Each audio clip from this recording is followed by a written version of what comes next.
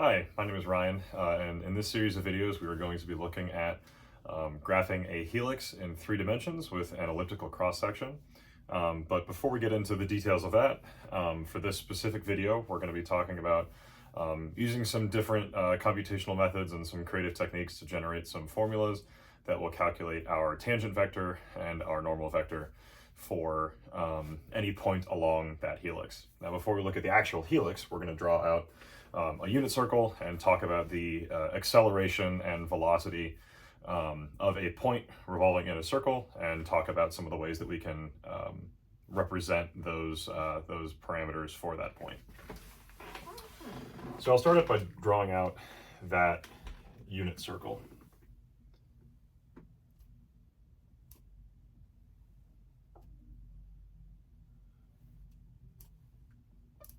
So we're going to have a point that starts on the positive x-axis, and it's going to go around in a circle, revolving around the origin and back to that point.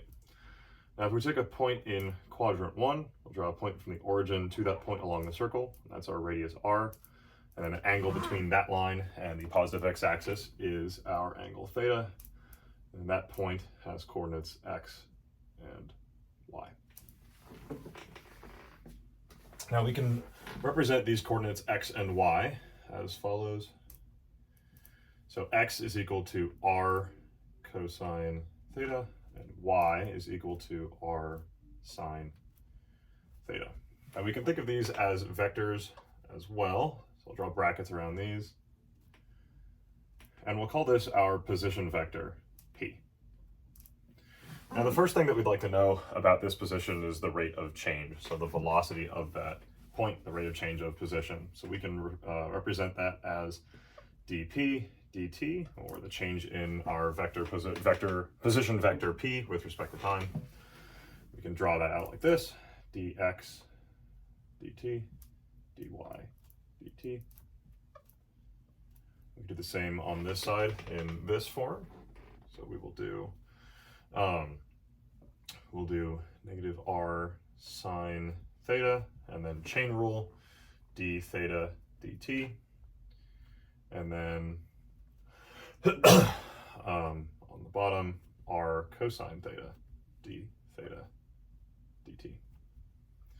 Now for this analysis we will consider d theta dt as a constant.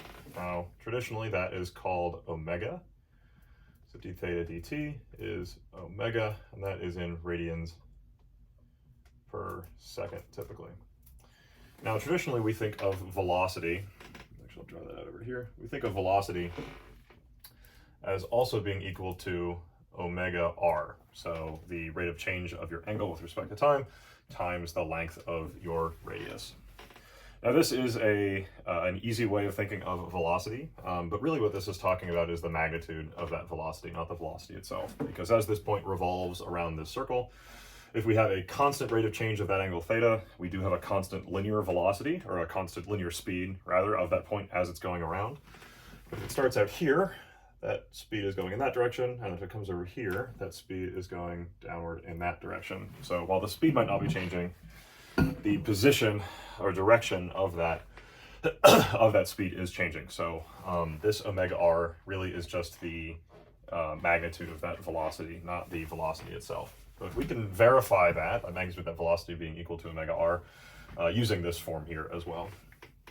So we'll do absolute value or magnitude of that vector v, dx dt squared plus dy dt squared, all square root all of that, equal over here, and we'll square both of these. So we'll have r squared sine squared theta plus, times omega squared, plus r squared cosine squared theta omega squared. Now we can factor out both our r squared and our omega squared from each of these terms. So on the outside of the radical we will have r omega, and on the inside we'll just have sine squared theta plus cosine squared theta. And if you remember our trig rules, this is equal to 1, so then this whole value is equal to r omega. So that checks out, but again, we're just talking about the magnitude of that velocity here. But if we're using a more robust form or more robust expression, we can actually derive or actually learn that direction of that velocity as well. And the same is true for our acceleration. I will write our acceleration as our change in velocity with respect to time. And traditionally, we are thinking about that as omega squared r. But just like with velocity, this is really just talking about the magnitude of that acceleration. So we'll draw this out the same way. I'll move this down just a little bit. So our acceleration is equal to our change in velocity with respect to time. So derivative of velocity with respect to time, dv dt. And we'll use this expression here. So we can also factor out r and omega as well. So we'll actually take out a negative r, and then an omega here that we have written out for both the x and y coordinate. And then if we take the derivative of sine theta, we'll get cosine theta on top. And then on the bottom, we have negative cosine. Since we took that negative r out, got negative cosine, and then the derivative of that is sine theta. And then because of the chain rule, and we're treating omega as a constant, we have to take out another omega here. And then we have this as a vector as well. So just like with velocity, we get the same magnitude as this format. So we've got omega squared r, and this is just talking about the magnitude of our acceleration a. But in this case, traditionally, when you think about a point revolving around, like if you have a ball at the end of a string and you're spinning it around, the acceleration points inward towards the center of that circular path, just as a rule, because you know, a body in motion tends to stay in motion unless acted upon by an external force. So that force has to be exerted inward to change that direction as we're turning around that circle. However, using this form, we are actually able to calculate that that direction is always pointing inward. So this is pretty powerful. Now, as I mentioned before, in this series of videos, we are going to be graphing in 3 dimensions a helix. So I will draw that out as well. This is kind of tricky. All right, that's good enough. So we can see that helix. And then I'll draw out our radius in red. Now, for any point along this helical path, we can draw out our x, y, and z coordinates as well. And we'll do this in terms of time instead of in terms of theta, since we're in 3 dimensions. So what we'll draw out is x is equal to r cosine t, y is equal to r sine t. And then starting from the bottom and moving upward in the z direction, z will have a constant rate of change. So z is going to just be 1 t over 2 pi. Now, if we think about a point along this curve that I've drawn here in red, there are a couple of vectors that can describe the motion of that point. The first vector is the tangent vector, which points out in that direction. So that is the instantaneous rate of change of the position of that point along the helical curve. So in this case, it's a little bit hard to see on a 2-dimensional board here. We'll graph it in 3 dimensions in a little bit, and it'll make a little bit more sense. But that tangent is going to be perpendicular to the axis that points inward towards the radius. And it's going to be pointed upward a little bit because our helix is moving up in space in the z direction. Now, again, these will be perpendicular to each other. So that is going to be our tangent. And then this one that points inward is going to be our normal vector, which describes that acceleration. And then if we do a cross product of these, this was kind of a bad point to demonstrate this with. If you do the cross product, you get another vector coming out that we'll call b. That is normal to the plane that is defined by our tangent vector and our normal vector pointing inward towards the radius. Now, the formulas that we're going to use, or the set of formulas that we're going to use to derive or describe these vectors, are the Frenet-Serret formulas.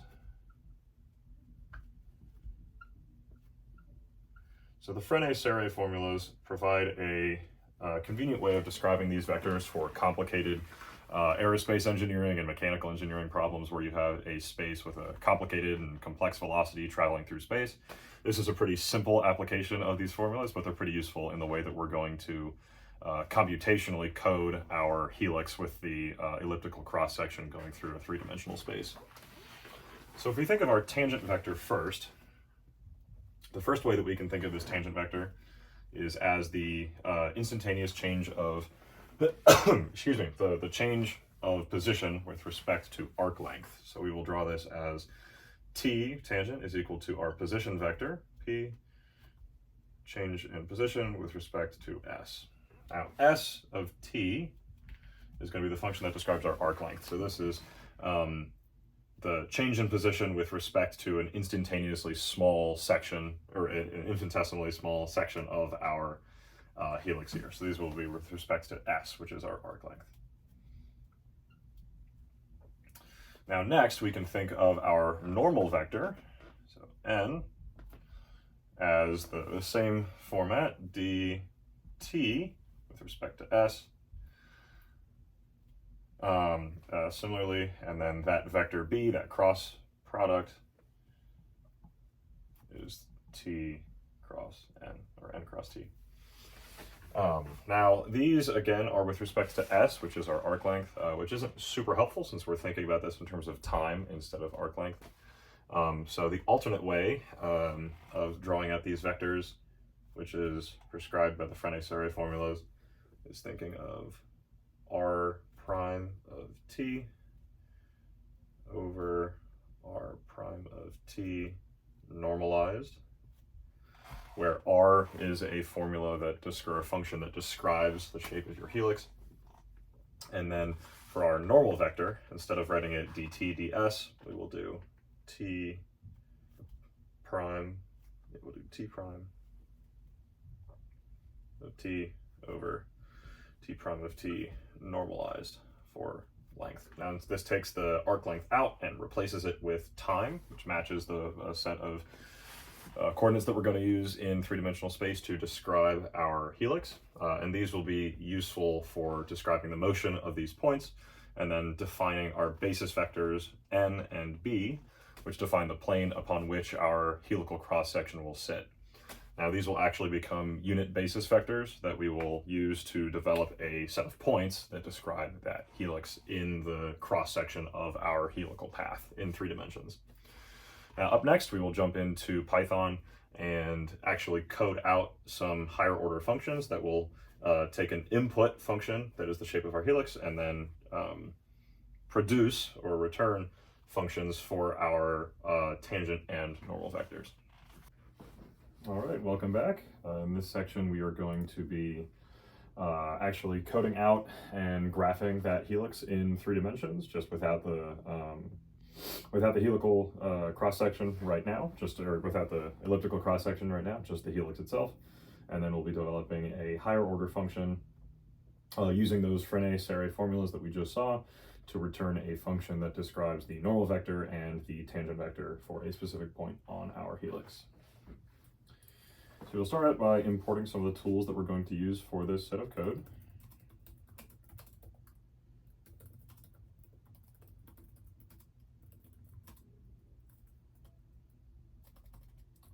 Plotly, subplots, import, make subplots. We're going to import JAX as well. JAX is a set of tools that use machine learning so that we'll be able to do some cool things like automatic differentiation. JNP. And finally, we'll need to jax.config. jax.config.update. JAX enable x64. We'll need to change one of the settings with JAX as well. Alrighty, so let's go ahead and set up that plot of our helix.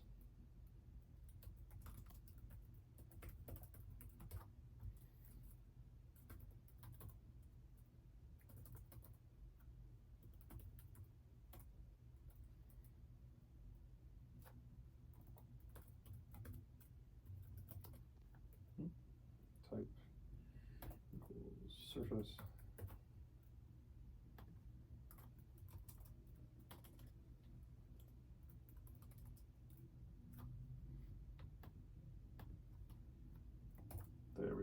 underscore.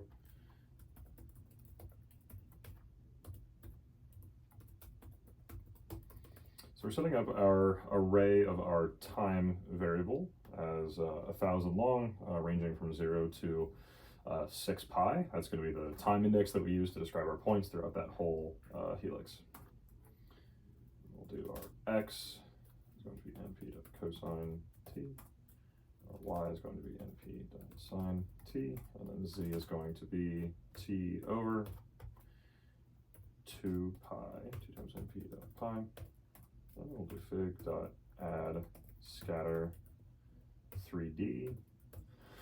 X equals x, y equals y, z equals z, and then mode equals lines.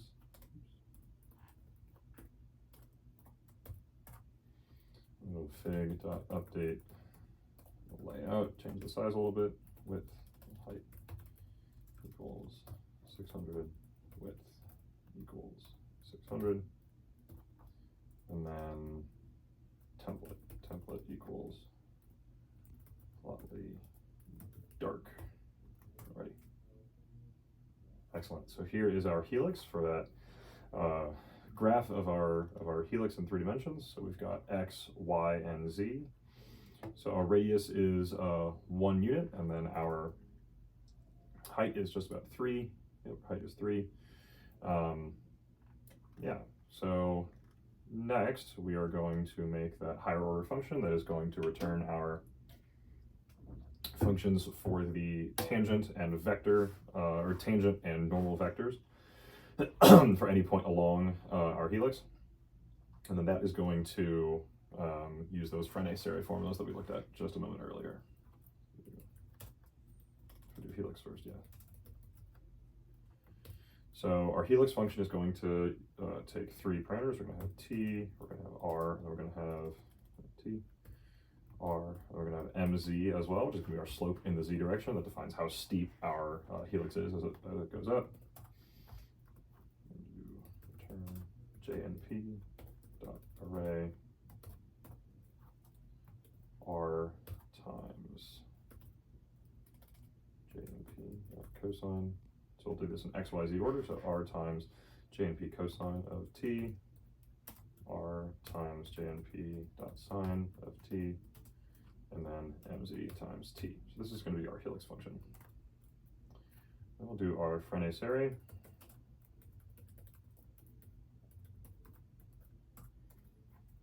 And we're going to have this at the end return our normal, oops, f, there we go.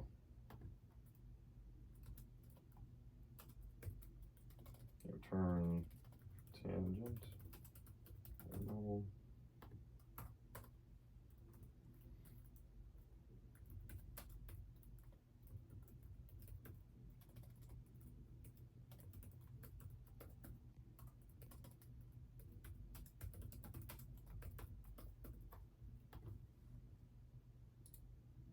Oh, that's why. Okay, I was wondering why we're getting some errors there. Do underscore instead of a hyphen, and then, okay, so first thing we're going to do is to kind of do these in parallel with the tangent and the normal. We'll do df dt equals Jax dot Jacobian of t. And then for this one, we'll do dt, d big T for tangent, dt times Jax dot Jacobian of tangent. And inside each of these will return, actually no, we'll do that one first.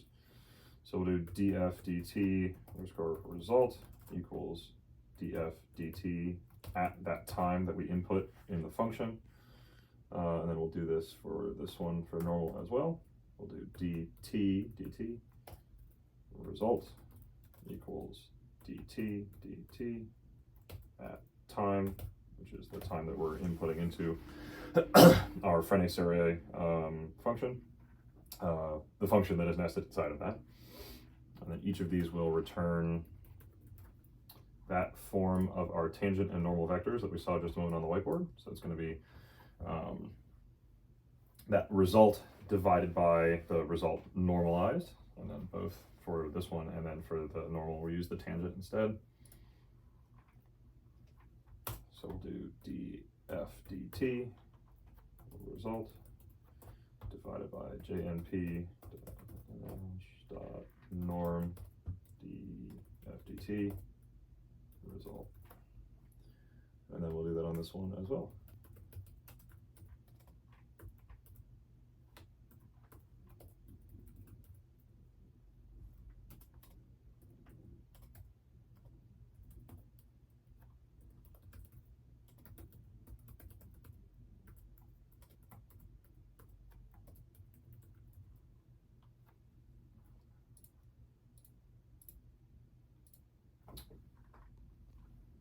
All right, so I see one error here, tangent had an extra e in there, and then one up here as well, mz instead of mx. There we go. So one of the cool things, or two of the cool things about this function here that we're defining, the Frenet-Serret, is that it is a higher order function, meaning that we're defining the function, and then it's actually going to return those two functions back to us. So those tangent and normal functions for any point along our helix when we input a function that describes the shape of that helix. So this is a really powerful tool that we can use to describe any point along that helix, describe those two vectors, the tangent and then the normal vector, and then we'll do a cross product to define our second basis vector for the plane that our helix is going to sit in for that helical cross section. So this is a really important computational tool for how we're going to set up that graph in future videos. The other thing that's important here is this concept of closure, which this is a pretty good example of. So closure means that in a higher order function situation like this, where we're writing a function like Frenet-Serret to return two other functions, that these functions are going to remember all of the information that was enclosed when that original function was defined. For example, when we input a function into our Frenet-Serret formula that describes the shape of our helix, like with the parameters time, or the parameters radius and mz, the slope of that, these functions here are going to remember that those parameters because they were enclosed when this function was written, which is really cool. Now the reason we're using JAX here instead of normal, the NumPy library, is because JAX will allow us to do automatic differentiation of these formulas. And this is a pretty, or these functions, this is a pretty easy example where you could probably do the derivations by hand, as we need to differentiate those functions. But JAX enables us to do that automatically, which is a really powerful tool to make this a more efficient program, more efficient simulation. Thanks.